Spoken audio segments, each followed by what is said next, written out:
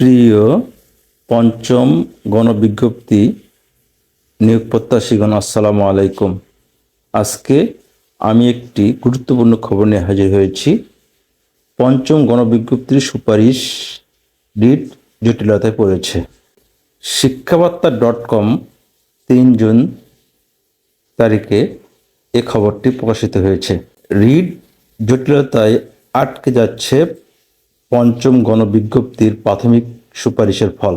গতকাল রোববার পঞ্চম গণবিজ্ঞপ্তি নিয়ে সর্বশেষ তথ্য জানতে চাইলে বেসরকারি শিক্ষক নিবন্ধন ও প্রত্যয়ন কর্তৃপক্ষের সচিব ওবায়দুর রহমান এমনটি জানান। দৈনিক আমাদের বার্তাকে তিনি বলেন, এটা নিয়ে অনেকগুলো মামলা হয়েছে, এখন সেগুলো নিষ্পত্তি করতে হবে, আদেশগুলো স্টে করার উদ্যোগ নিতে হবে। এনটিআরসি সচিব আরও জানান, আইসিটি শিক্ষক যারা 6 মাস মেয়াদি ডিপ্লোমাধারী আছেন তারা সুযোগ চাচ্ছেন। আইসিটি সনদধারীর পক্ষে হাইকোর্টের আদেশও এসেছে। তাছাড়া সহকারী মৌলভী যারা আছেন এমপিও নীতিমালা অনুযায়ী যাদের যোগ্যতা নেই তাদের সিটগুলো সংরক্ষণ করতে বলেছে।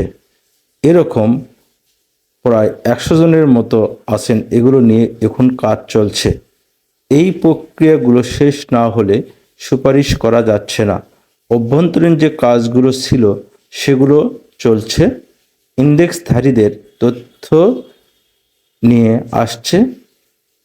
অভ্যন্তরীণ কাজ যথাযথভাবে এগোচ্ছে বলেও জানান সচিব। এর আগে পঞ্চম গণবিজ্ঞপ্তির প্রাথমিক সুপারিশ ঈদের আগে হতে পারে বলে জানিয়েছিল এনটিআরসি সচিব মহোদয়। এই খবর থেকে আমরা প্রতীয়মান যে ঈদের আগে প্রাথমিক সুপারিশ হওয়ার সম্ভাবনা নেই। ঈদের পরে প্রাথমিক সুপারিশ হবে বলে জানিয়েছে এনটিআরসি। এই বলে আমি আমার সংক্ষিপ্ততা শেষ করছি। আল্লাহ হাফেজ।